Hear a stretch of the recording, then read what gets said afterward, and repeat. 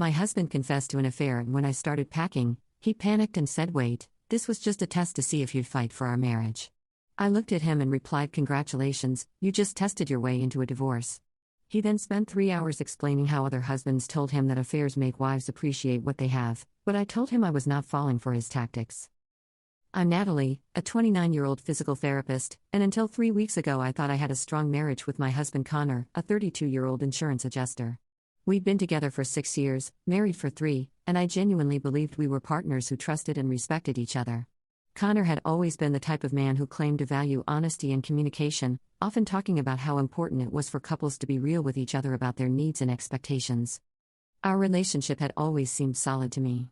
We owned a nice townhouse, both had stable careers, and maintained an active social life with friends and family.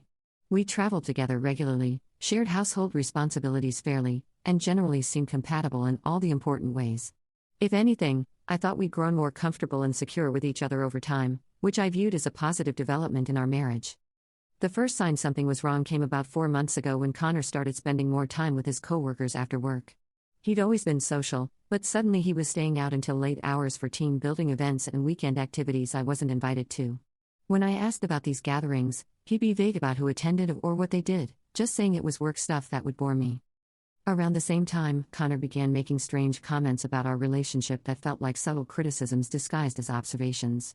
He'd mention how comfortable we'd become with each other, usually in a tone that suggested comfort was somehow negative. He'd compare us to other couples who seemed to have more passion or excitement in their relationships, implying that we'd somehow lost something important. Connor also started bringing up stories about his co-workers' relationships, particularly focusing on couples who'd worked through major problems or dramatic situations. He seemed fascinated by stories of infidelity, separations, and reconciliations, always emphasizing how these crises had made the couple stronger and more appreciative of each other. When I tried to address these concerning comments, Connor would dismiss my worries and say I was overthinking things. He'd claim he was just making conversation or sharing interesting stories from work. But the frequency and nature of these discussions made me increasingly uncomfortable, like he was testing ideas or gauging my reactions to hypothetical scenarios. 3 months ago, Connor's behavior became more overtly problematic. He started working late frequently, claiming he had urgent cases that required extra hours. He'd come home well after dinner, often smelling like alcohol and acting distracted or irritable. When I'd ask about his day, he'd give minimal responses and quickly change the subject. His phone habits also changed dramatically. Connor had never been secretive about his phone before, but suddenly he was guarding it carefully, taking it to the bathroom, sleeping with it face down, and stepping outside to take calls. When I mentioned this change, he became defensive and accused me of being paranoid and controlling. The most alarming development was Connor's new attitude toward our physical relationship. He became critical of my appearance in subtle ways, making comments about my workout routine, suggesting I try new hairstyles, or mentioning how attractive certain actresses or his female coworkers were. He'd frame these comments as being helpful or supportive, but they felt like attempts to make me feel insecure. Connor also started initiating conversations about spicing up our relationship, suggesting we try new things or be more adventurous. While this might sound positive, his approach felt manipulative, like he was creating problems that didn't exist and then positioning himself as the solution. 2 months ago, Connor began pressuring me to be more social with his work friends, particularly suggesting I become friendlier with the wives and girlfriends of his male colleagues. He'd invite couples over for dinner or suggest group activities, then spend these gatherings making comparisons between our relationship and others. During one particularly uncomfortable dinner party, Connor spent the entire evening praising another couple for how devoted they were to each other, and how they'd overcome challenges that had made their relationship stronger. Later, I learned this couple had recently reconciled after the husband's affair, which explained Connor's fascination with their story. The breaking point came 3 weeks ago on a Friday evening. Connor came home from work acting nervous and agitated, like he had something important to discuss but was struggling to find the words. After dinner, he asked me to sit down for a serious conversation, which immediately put me on high alert. "Natalie, I need to tell you something that's going to be hard to hear," he began, his voice shaking slightly. "I've been having an affair with someone from work for the past 2 months." I felt like I'd been punched in the stomach. Despite all the warning signs, hearing the actual words was devastating. I sat there in stunned silence while Connor continued talking, explaining that he'd been involved with Lisa, a claims specialist at his office who was recently divorced. "I know this is shocking," Connor said, "but I need you to know that it doesn't mean I don't love you. It's just something that happened, and now we need to figure out how to move forward." I asked him if he planned to continue the affair or if he was choosing me, and his answer was infuriating.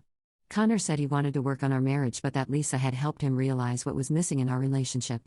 He talked about feeling unappreciated and taken for granted, claiming that his affair had shown him how it felt to be desired again. Without saying another word, I got up and went to our bedroom to start packing a suitcase.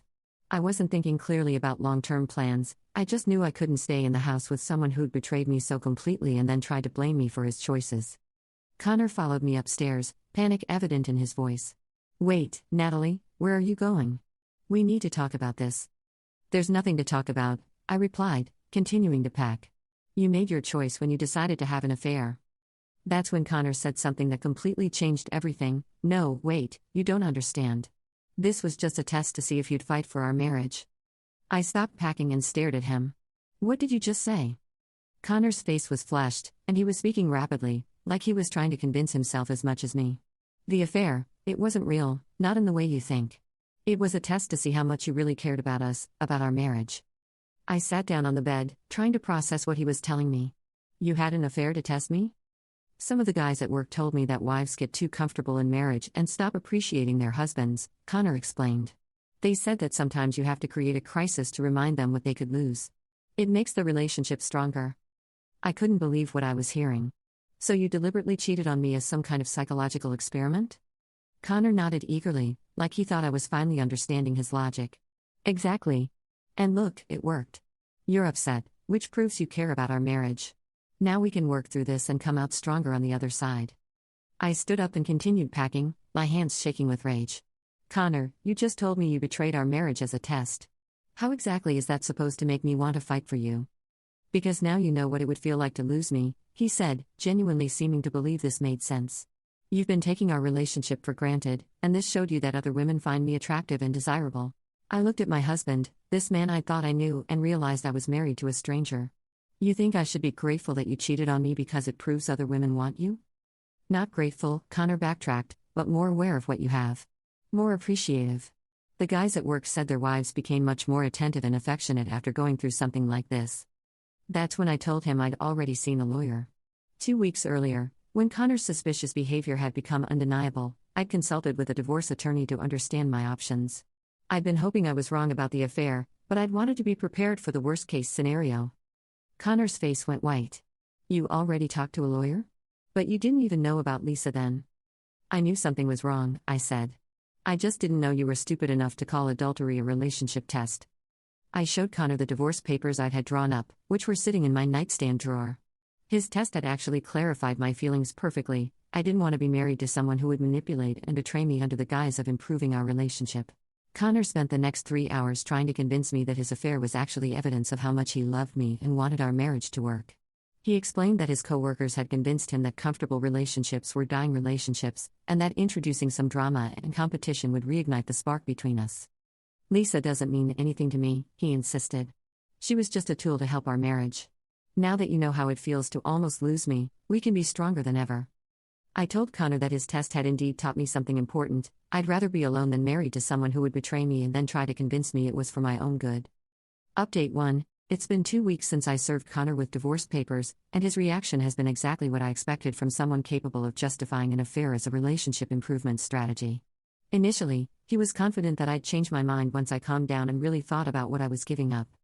Connor's first approach was to double down on his test narrative, insisting that my reaction proved the affair had been necessary. He actually said, "See how passionate you are now? When's the last time you fought this hard for anything in our relationship?" He seemed genuinely confused when I explained that anger wasn't the same thing as passion, and that being furious about betrayal wasn't evidence of romantic feelings. When that approach failed, Connor shifted to claiming that his coworkers had given him bad advice and that he'd been manipulated into thinking the affair was a good idea. He named specific men from his office who'd supposedly convinced him that wives needed wake-up calls to appreciate their husbands properly. I did some research and learned that Connor's affair partner, Lisa, had filed a complaint with Human Resources about Connor's behavior after their relationship ended. According to mutual acquaintances, Lisa had thought they were developing a genuine relationship, only to discover that Connor viewed her as a tool to manipulate his marriage. Lisa apparently told HR that Connor had been dishonest about his intentions from the beginning, leading her to believe he was planning to leave his wife when he was actually using her to create drama in his marriage. The investigation resulted in Connor being transferred to a different department and receiving a formal reprimand for inappropriate workplace conduct. Connor's test had not only destroyed our marriage but also damaged his professional reputation and hurt an innocent woman who'd believed his lies about wanting a real relationship with her. Update 2. 1 month after filing for divorce, I learned more details about Connor's testing strategy and the men who'd influenced his thinking. Connor's brother called me, attempting to mediate and suggesting that I was overreacting to what he called a stupid mistake. During our conversation, Connor's brother revealed that this wasn't Connor's original idea but part of a larger pattern of toxic advice being shared among his social group. Apparently, several men in Connor's friend circle had used similar tests on their wives, including staged flirtations, temporary separations, and emotional affairs designed to make their wives fight harder for the relationship. According to his brother, these men viewed marriage as a competition rather than a partnership, and they believed that women needed to be kept slightly insecure to remain engaged and appreciative. They convinced Connor that our comfortable, stable relationship was actually a sign that I'd stopped valuing him properly. The most disturbing revelation was that Connor had been planning this test for months, carefully selecting Lisa as someone who would be attractive enough to make me jealous but not someone he'd be tempted to leave me for. He'd apparently discussed his strategy with his friends, who'd helped him plan the timing and execution of his fake affair. Connor's brother seemed to think this information would make me more sympathetic to Connor's situation, but it had the opposite effect. Learning that Connor had spent months deliberately planning to betray and manipulate me made his actions seem even more calculated and cruel. I also discovered that Connor had been sharing details about our private life with his friends, discussing our physical relationship, my insecurities, and what he perceived as my weaknesses. These men had used this information to help Connor design his test for maximum emotional impact. Update 3. 6 weeks into the divorce process, Connor finally seemed to understand that his test had permanently destroyed our marriage. His attempts to win me back became increasingly desperate and revealed even more about his fundamental misunderstanding of relationships and respect. Connor started sending me long emails explaining that he'd now realized his mistake and understood why I was upset. However, his apologies consistently focused on his poor execution of the test rather than the underlying problem of viewing our marriage as something that could be manipulated for his benefit. I see now that I should have communicated my concerns about our relationship directly instead of creating a crisis, one email read. But you have to admit that we're both more passionate about our relationship now than we've been in months. Even in his attempts to apologize, Connor couldn't stop framing his betrayal as something that had ultimately benefited our relationship. He seemed incapable of understanding that testing your partner's devotion through deception and manipulation was fundamentally incompatible with love and respect. Connor also began trying to negotiate the terms of our divorce as if I owed him consideration for his intentions. He argued that since his affair had been fake and designed to help our marriage, I shouldn't be entitled to as much in the settlement. His lawyer apparently had to explain that adultery is adultery regardless of the perpetrator's claimed motivations. The most revealing moment came when Connor suggested we attend couples counseling to work through the communication issues that had led to his affair. When I pointed out that we hadn't had communication issues, he'd simply decided to cheat instead of talking to me. He said I was being rigid and unforgiving. Final update. 3 months later, our divorce was finalized.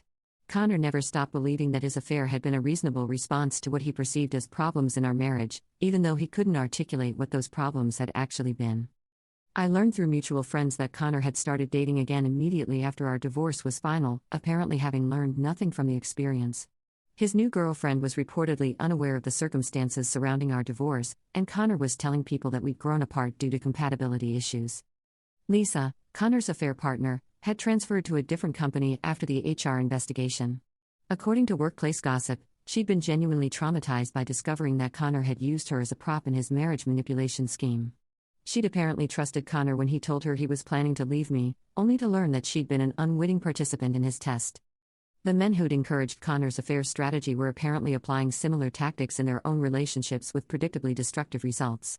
2 of them had been served with divorce papers by wives who discovered their manipulative behavior, and a third was in marriage counseling trying to repair damage from his own staged crisis.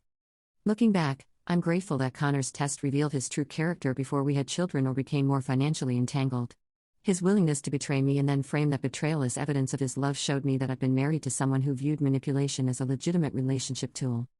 I'm now in a healthy relationship with someone who understands that love is built on trust, honesty, and mutual respect rather than psychological games and artificial drama.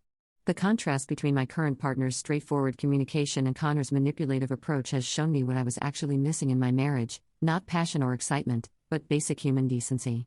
Connor's test did teach me something valuable, just not what he intended. It taught me that I deserve a partner who would never deliberately hurt me and then claim it was for my own good. Sometimes the worst betrayals lead to the best outcomes. Okay, people, time to read and see what everyone had to say about this one. The first comment says, "This guy basically admitted to emotional abuse and then expected you to thank him for it. The fact that multiple men in his friend group are doing this shows how toxic some male social circles can be." Now, let's move on to the next one, which says, "I work in relationship counseling, and I've seen this, quote, test mentality before. It's usually men who want their partners to be insecure enough to constantly prove their love, but never secure enough to have standards or boundaries." Thank you everyone for watching till the end. Make sure to like and subscribe for more videos like these.